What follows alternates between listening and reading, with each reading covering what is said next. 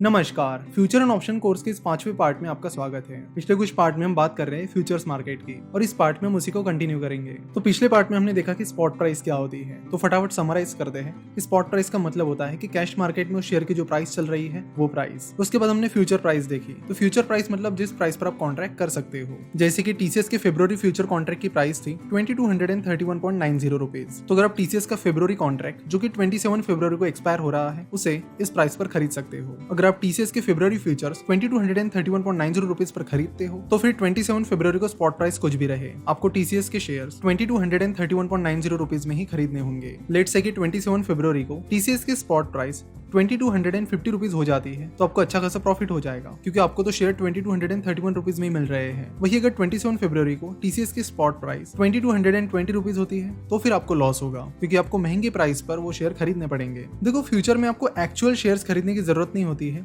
यहाँ पर सेटलमेंट की जाती है, कैश सेटलमेंट। इसके साथ ही हम लॉट साइज को भी समझ लेते हैं। ये लॉट साइज क्या होती है? जैसे कि हम कैश मार्केट में देखते हैं, हम टीसीएस के 1 शेयर, 2 शेयर, 5 शेयर, जितने शेयर चाहे खरीद सकते हैं, लेकिन फ्यूचर्स में ऐसा नहीं होता है। फ्यूचर कॉन्ट्रैक्ट आपको लॉट में मिलते हैं। हर शेयर की लॉट साइज डिसाइडेड होती है, स्टॉक एक्सचेंज ने वो डिसाइड की है। तो टीसीएस की लॉट साइज है 250 शेयर्स। सो अगर आप टीसीएस के फ्यूचर कॉन्ट्रैक्ट का एक लॉट लेते हो तो उसमें आपको 250 शेयर्स मिलेंगे। अगर आपको उससे ज्यादा शेयर्स खरीदने हैं तो 250 के मल्टीपल में आप खरीद सकते हो। जैसे कि 250, 2 लॉट खरीदोगे तो 500 शेयर्स आ जाएंगे, 3 खरीदोगे तो 750 एटसेट्रा। तो मान लेते कि आपने एक लॉट खरीद लिया है, वो भी 2231.90 रुपीज पर। अब एक्सपायरी के दिन यानी 27 फरवरी को स्पॉट प्राइस निकल कर आती है 2235 रुपए। तो ये डील आपके फायदे की हुई, क्योंकि जो स्पॉट प्राइस है वो आपके फ्यूचर प्राइस से ज्यादा है। तो 2235 और 2291.90 इसके बीच का जो डिफरेंस है यानी 3.10 वो आपके एक शेयर के पीछे का प्रॉफिट होगा। तो इस तरह 250 शेयर्स पर आपको 775 रुपीज का प्रॉफिट होगा।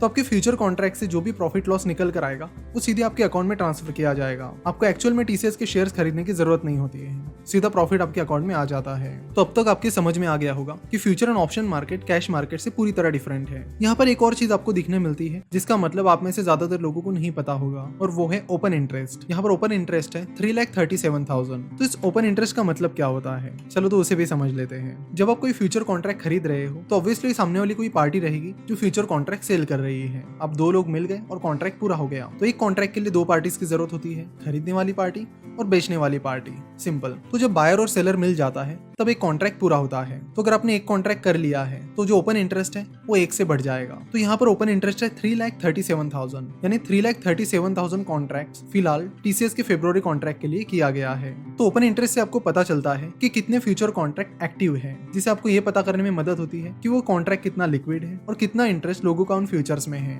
अगर किसी स्टॉक के फ्यूचर का ओपन इंटरेस्ट बहुत ही ज्यादा कम है तो हमें बताता है कि स्टॉक के फ्यूचर्स में लिक्विडिटी का इशू चल रहा है। अगर ओपन इंटरेस्ट बहुत कम है तो आपको स्टॉक के फ्यूचर्स खरीदने बेचने में थोड़ी डिफिकल्टी जाती है, यानी प्राइस फ्लक्चुएशन उसमें थोड़े ज्यादा होते हैं। वही अगर ओपन इंटरेस्ट ज्यादा है तो हमें बताता है कि उस स्टॉक के फ्यूचर्स में अच्छी खासी लिक्विडिटी है, आप बड़े आसानी से उस स्टॉक के फ्यूचर्स बाय और सेल कर सकते हो। अगर आप इन फीचर्स के एप्लीकेशन देखोगे, यानी देखोगे कि इनको किन चीजों के लिए यूज किया जाता है, तो वो अलग अलग है। इनके कई सारे प्रैक्टिकल यूज है, इनको हेजिंग के लिए यूज किया जाता है, इनको शॉर्ट सेलिंग के लिए भी यूज किया जाता है। तो सबसे पहले बात करते हैं शॉर्ट सेलिंग की। शॉर्ट सेलिंग का सिंपल सा मतलब होता है कि पहले स्टॉक को बेचना और फिर उसे खरीदना। उससे पहले समझते हैं कि शॉर्ट सेलिंग किस चीज के लिए यूज की जाती है। जनरली हम शेयर बाय करते हैं जब हमें लगता है कि ये कंपनी आगे चलकर ग्रोथ दिखा सकती है और इसकी शेयर प्राइस आगे चलकर बढ़ सकती है। लेकिन अगर आपको लगता है कि कोई कंपनी बहुत खराब परफॉर्म कर रही है या किसी कंपनी को बड़े इश्यूज आने वाले टाइम में जिसकी वजह से उसकी शेयर प्राइस गिर सकती है, तो उस टाइम आप क्या करोगे? उस टाइम आप शॉर्ट सेलिंग करोगे। तो जब भी ट्रेडर्स और इन्वेस्टर्स को लगता है कि किसी स्टॉक की प्राइस आने वाले टाइम में लगातार गिरने वाली है तो वो उस स्टॉक में शॉर्ट सेलिंग करते हैं। अगर कैश मार्केट की बात की जाए तो अगर आपको कैश मार्केट में शॉर्ट सेलिंग करनी है तो आप सिर्फ एक दिन के लिए कर सकते हो, यानी इंट्राडे में आप शॉर्ट सेलिंग कर सकते हो।